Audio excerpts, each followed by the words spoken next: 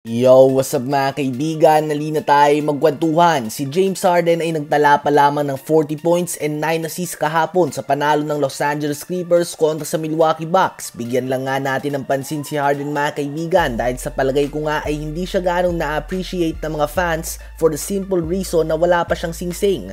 Sa sikat na rivalry nga ng Cavs at Warriors noon ay ang Houston Rockets si James Harden ang isa sa mga teams na talagang nagpahirap sa Warriors sa panguna nga yan ni Harden mga kaibigan. Kapag pinag-uusapan nga mga OG players ng NBA ngayon ay si LeBron, Curry at KD ang madalas na mabanggit. Subalit si James Harden nga ay kabatch sa draft si Stephen Curry and we can argue na ang peak niya ay isa nga sa mga pinakamagaling sa history ng NBA. May iba nga na nagsasabi din na nasa usapan siya ng best player in the world nung nag-a-average siya ng 36 points, 6 rebounds and 8 assists per game. At may mga fans din nga na nag-a-argue na ang isang MVP ni Giannis ay dapat sa kanya. At pati na din nga daw ang MVP ni Westbrook since 7th seed ang OKC noon habang number 1 naman ang Houston Rockets sa West.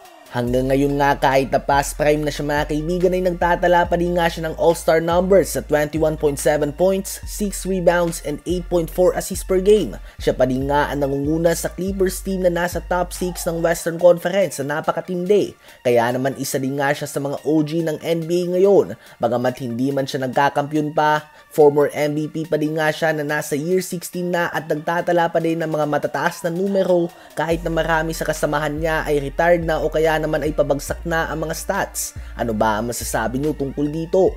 Ngayon ay tumungo naman tayo kay Miles Turner na napapabalita na posibleng i-trade ng Indiana Pacers bago sumapit ang trade deadline. Ito ay sa dahilan na magtatapos na nga ang kanyang kontrata ngayong season at ayon kay Jovan Buha ng The Athletic ay nasa 30 million per year ang hinihingi nitong sahod at hindi nga handa ang Pacers na bigyan siya nito. Kaya naman mas gugustuhin nga nila na i-trade na lamang ito ngayong trade deadline kaysa naman umalis ito sa free agency nang wala man lang silang makukuha na kapalit.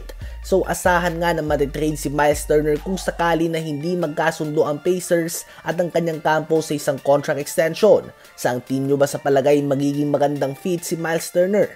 Habang si Zion Williamson naman mga kaibigan ay sinusubukan pa din nga ng New Orleans Pelicans na i-trade hanggang ngayon. Ngunit hanggang ngayon mga kaibigan ay nahihirapan nga sila na maghanap ng team na tatanggap sa malaking sahod ni Zion na napadami na din nga mga injury.